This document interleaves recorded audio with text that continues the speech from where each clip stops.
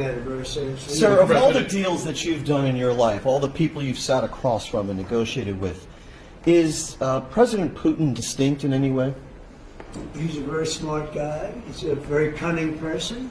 But I've dealt with some really bad people.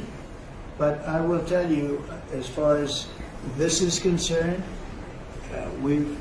you have to understand, he had no intention, in my opinion, of settling this war. I think he wanted the whole thing.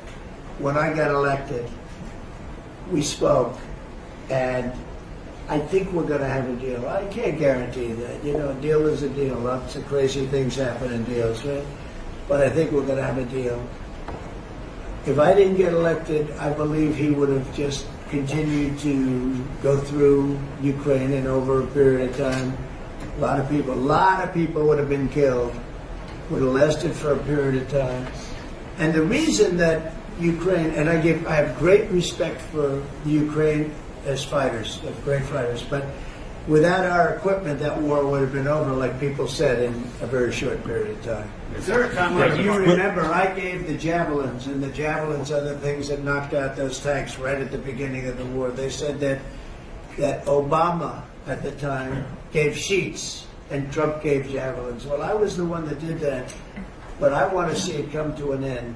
Will he have to make concessions, President Putin? Yeah, he will. He's going to have to. And I believe that because we got elected, that war will come to an end.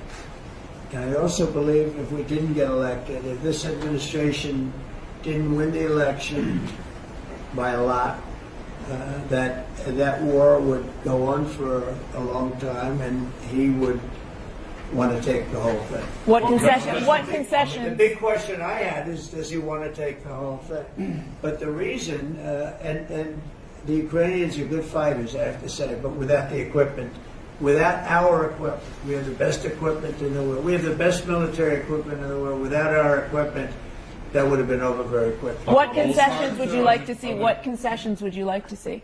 Oh, I don't want to start, but I can tell you that NATO you can forget about. I think that's probably the reason the whole thing started.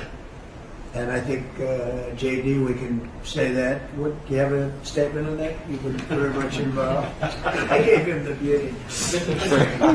Concessions from Russia. I mean, look, as the president said, we're not going to do the negotiation in public with the American media. He's going to do it in private with the president of Russia, with the president of Ukraine, and with other leaders. And I think that's how this has to go. I think that I just want to push back against some of the criticism I've seen in the administration on this, because every single time the president engages in diplomacy, you guys preemptively accuse him of conceding to Russia. He hasn't conceded anything to anyone. He's doing the job of a diplomat, and he is, of course, the diplomat in chief as the President of the United States.